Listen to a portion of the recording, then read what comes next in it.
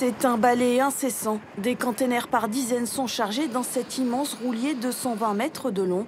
Ce navire français change ses rotations habituelles vers le Maghreb pour une opération humanitaire de grande ampleur. L'opération, supervisée par le Quai d'Orsay avec l'appui de la fondation CMA-CGM, va permettre d'envoyer plus de 1000 tonnes de matériel et denrées alimentaires vers l'Ukraine. L'acheminement le plus conséquent depuis le début de la guerre.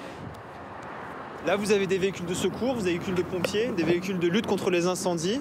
Vous avez également, on ne les voit pas ici, mais vous avez une unité médicalisée, un camion qui transporte un appareil de radiologie ambulant. Donc voilà, tous ces équipements-là, tous ces matériels roulants vont être livrés par les sapeurs-pompiers, par le bataillon des marins-pompiers de la ville de Marseille. Des véhicules d'urgence, mais aussi du matériel de construction, des groupes électrogènes et même des ponts pour réhabiliter la circulation. Une grande partie de l'aide est destinée à Tcherniv, ville au nord de la capitale ukrainienne, détruite à plus de 70% par les bombardements. Le navire avait déjà été utilisé pour venir en aide au Liban il y a 2 ans.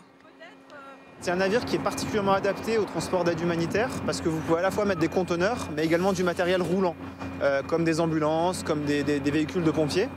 Et c'est un navire sur lequel il y a 25 membres d'équipage à bord.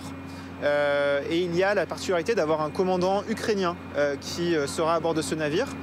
Le bateau devrait passer 6 jours en mer. La CNOUL est attendu le 4 octobre en Roumanie où sera déchargée la cargaison. Un convoi sera organisé par la route jusqu'en Ukraine pour livrer l'aide humanitaire.